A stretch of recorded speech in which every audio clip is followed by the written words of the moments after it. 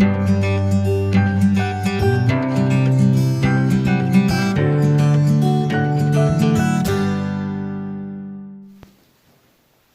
वालेकुम students, my name is doctor Aziz, I am your biology teacher. आज हम पढ़ेंगे introduction to bioenergetics. Lecture को स्टार्ट करने से पहले मैं आपको एक बात बताना चाहता हूँ। मेरे लेक्चर्स का जो एडवांटेज है वो ये है कि आपको बाकी बोर्ड्स के जो बुक्स है उनको पढ़ने की ज़रूरत नहीं है, क्योंकि इंशाल्लाह इन लेक्चर्स में तमाम की तमाम बुक्स के पॉइंट्स मौजूद होंगे और मैं कंपेयर करा के पढ़ाऊँगा। सो स्टार्ट करते हैं बायो एनर्जेटिक्स। सबसे पहले लफ्ज़ बायो एनर्जेटिक का क्या मतलब है। बायो का मतलब है लाइफ, बायो का मतलब है लाइफ, और एनर्जेटिक्स का मतलब है energy changes. Energy changes, bio का मतलब है लाइफ और एनर्जेटिक्स का मतलब है energy changes. Bio energetics is the study of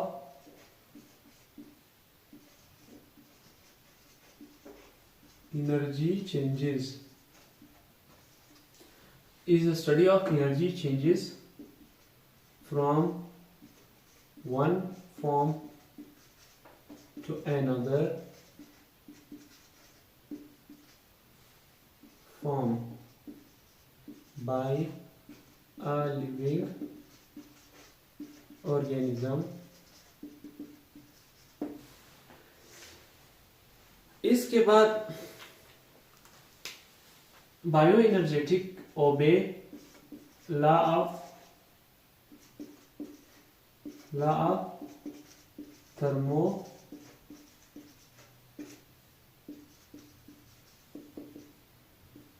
law of thermodynamics. Law of thermodynamics से मुराद की एनर्जी को ना हम बना सकते हैं ना हम तबाह कर सकते हैं। एनर्जी एक शक्ल से दूसरी शक्ल में तब्दील हो सकती है सिर्फ, ठीक है। तो सबसे पहले हम तमाम के तमाम लिविंग ऑर्गेनिज्म डिपेंडेंट है सनलाइट पे। तो सन जो है वो बिगेस्ट सोर्स ऑफ एनर्जी है। हम पढ़ रहे हैं एनर्जी चेंजेस। तो ये किस तरह होता है, सन से एनर्जी आती है जिसको हम कहते हैं फोटॉन्स, यानी in the form of photons radiation आती है सन से। ये फोटोन हम डायरेक्टली कैप्चर नहीं कर सकते हैं, हम भी लिविंग ऑर्गेनिजम्स है, लेकिन जो कैप्चर कर सकते हैं उसको कहते हैं ऑटोट्रॉप्स। तो इसको कैप्चर करते हैं ऑटोट्रॉप्स।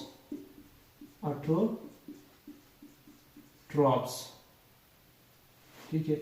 ऑटोट्रॉप्स क्या है? ऑटोट्रॉप्स प्लांट्स है।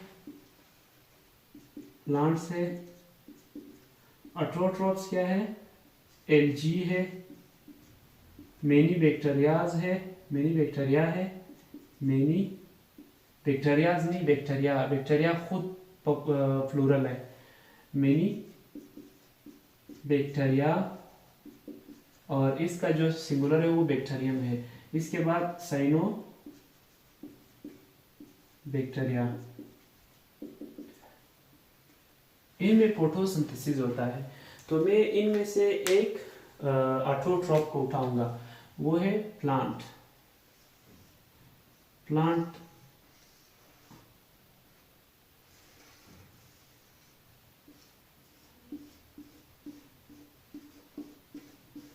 ये रूट है।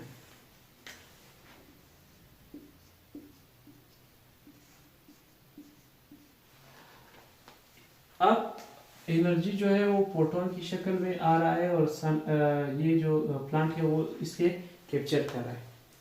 और ये किस फॉर्म में आ रहा है? प्रोटॉन की फॉर्म में।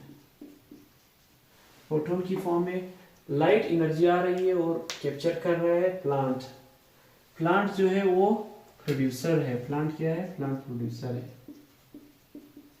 प्रोड्यूसर है और सनलाइट आ रही है। जो डायरेक्ट कैप्चर कर सकते हैं उसको कहते हैं ऑटोट्रॉप्स। हम लिविंग ऑर्गेनिज्म डायरेक्ट कैप्चर नहीं कर सकते हैं। एटमॉस्फेयर से आता है कार्बन डाइऑक्साइड और स्टोमेटा के जरिए प्लांट्स ऑब्जॉर्व करता है, और नीचे से यानी रूट के जरिए आता है वाटर। नीचे से रूट के जरिए आ गया वाटर, एटमॉस्फेयर से आ गया कार्बन डाइऑक्साइड, और सन से आ गई रेडिएशन, फोटोन, सनलाइट। सो असल में ये इधर एक रिएक्शन होता है, उस रिएक्शन का नाम है फोटोसिंथेसिस। उस रिएक्शन का नाम है फोटोसिंथेसिस।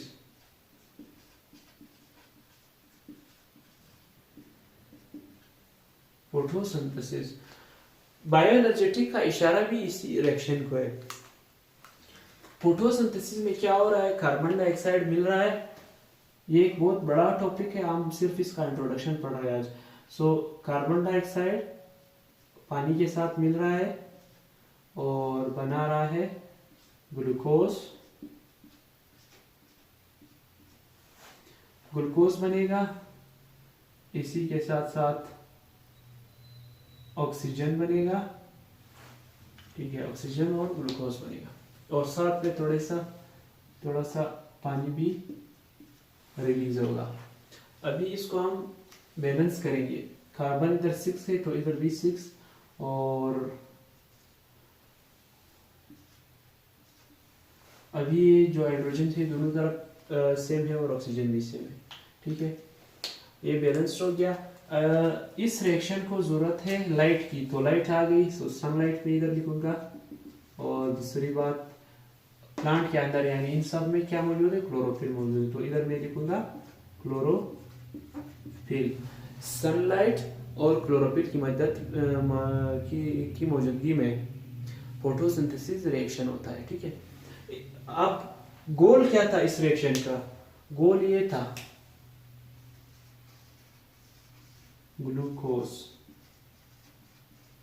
यानी अब क्या हुआ, हम कह रहे थे कि एनर्जी चेंजेस, यानी इस लफ्ज का मतलब है energy changes, life energy changes, ठीक है।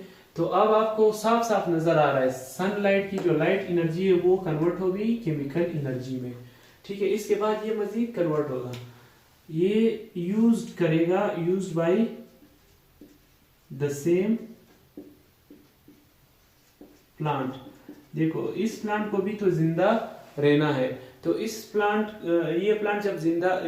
को जब जिंदा रहना है तो ग्लूकोज ये खुद भी यूज करेगा और दूसरों को भी देगा, यानी यूज्ड बाय हेटेरोट्रॉप्स। हेटेरोट्रॉप्स क्या है, हेटेरोट्रॉप्स वो जानदार है जो अपना खुराक खुद नहीं बना सकते, जो डिपेंडेंट है ऑटोट्रॉप्स पे, यानी जो डिपेंडेंट है ऑटोट्रॉप्स से, प्रोड्यूसर पे डिपेंडेंट है। अब ये जो इन दोनों में क्या होगा, खुद को जिंदा रखने के लिए ये इन दोनों में एक रिएक्शन होगा, उस रिएक्शन का नाम है सेलुलर रिस्पायरेशन। सो एक स्टार में इधर लगाऊंगा।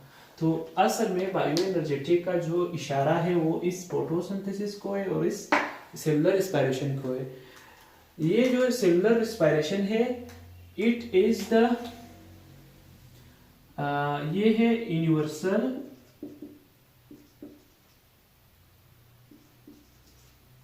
प्रोसेस।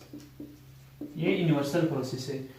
ये यूनिवर्सल प्रोसेस क्यों है, फोटोसिंथेसिस जो है वो लिमिटेड है, वो सिर्फ उन लिविंग ऑर्गेनिज्म में होता है जिसमें क्लोरोफिल मौजूद हो, ये सारे। लेकिन जो रिस्पायरेशन है ये तमाम जानदार में होता है, तमाम लिविंग ऑर्गेनिज्म, तो इसको कहते हैं यूनिवर्सल प्रोसेस, ठीक है।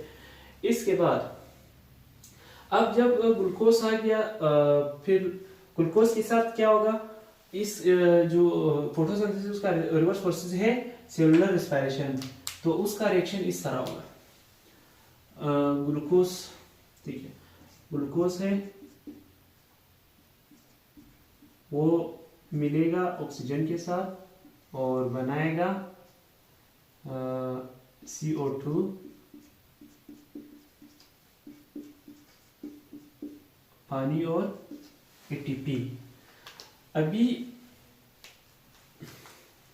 फोटोन थी सबसे पहले, वो कन्वर्ट हुई ग्लूकोज में, और ग्लूकोज के बाद फिर क्या बन गया, फिर वो जो डायरेक्ट एनर्जी करेंसी आप चले, जो डायरेक्ट सोर्स ऑफ एनर्जी है, यानी जो लिविंग ऑर्गेनिज्म बहुत सारी एक्टिविटीज करते हैं, रनिंग, वॉकिंग, स्पीकिंग। जैसे अभी मैं बोल रहा हूँ तो एटीपी यूज हो रहा है, जो डायरेक्ट यूज हो रहा है वो है एटीपी। तो अब ग्लूकोज से एटीपी बन गए तो एनर्जी चेंजेस आ रहा है कि नहीं, तो इसको कहते हैं बायो एनर्जेटिक्स। तो इस रिएक्शन के लिए जरूरत है एंजाइम्स की, इधर मैं लिखूंगा एंजाइम्स, इधर एंजाइम्स की जरूरत है। तो अब बन गया एटीपी। एटीपी क्या है? Adenosine triphosphate. Adenosine, what is ATP? मैं इधर लिखूंगा एडेनोसिन ट्राइफॉस्फेट। एडेनोसिन ट्राइफॉस्फेट जिसको हम कहते हैं एटीपी, एडेनोसिन ट्राइफॉस्फेट। ये एक मोनोन्यूक्लियोटाइड है, लेकिन ये एक special type of mononucleotide. Mononucleotide जब हम कहते हैं कि मोनोन्यूक्लियोटाइड, तो हमारे ज़हन में एक बात आती है, वो ये है कि इस तरह ऑक्सीजन होता है, कार्बन 1 2, फिर इस तरह कार्बन 3, इधर कार्बन 4, इस तरह एक स्ट्रक्चर होता है, इधर कार्बन 5 होता है, इसके साथ एक फॉस्फेट लगा होता है, और इस तरफ एडेनोसिन लगा होता है, इस तरफ एडेनोसिन लगा होता है, एडेनोसिन। एडेनोसिन जो है वो एक नाइट्रोजनियस बेस है। एक नाइट्रोजनियस बेस जिसका नाम एडेनोसिन है, और इसके साथ एक फॉस्फेट ग्रुप लगा होता है। तो अब इस वक्त एक फॉस्फेट ग्रुप है, तो इसको कहते हैं एडेनोसिन मोनोफॉस्फेट। ये तो एटीपी नहीं है, असल में मोनोन्यूक्लियोटाइड इसका नाम है, लेकिन एटीपी जो है वो स्पेशल टाइप ऑफ मोनोन्यूक्लियोटाइड है जिसके साथ 2 फॉस्फेट ग्रुप और है। So what is ATP? It is a special type of mononucleotide with extra 2 phosphates. और जब ये फॉस्फेट जो है वो एक एक करके जब ये अलग होगा तो इससे एनर्जी रिलीज होगा, एनर्जी रिलीज होगा, ये इधर से एनर्जी रिलीज होगा ये। और फिर इसके बाद एटीपी है, तो अगर एक फॉस्फेट गया तो एडीपी बनेगी, इसके बाद अगर दूसरा फॉस्फेट गया तो एएमपी बनेगी। ठीक है, उम्मीद करता हूँ कि आज का लेक्चर आपको समझ में आ गया होगा। इंशाल्लाह इसके बाद फोटोसिंथेसिस का आगाज करेंगे। अल्लाह हाफिज।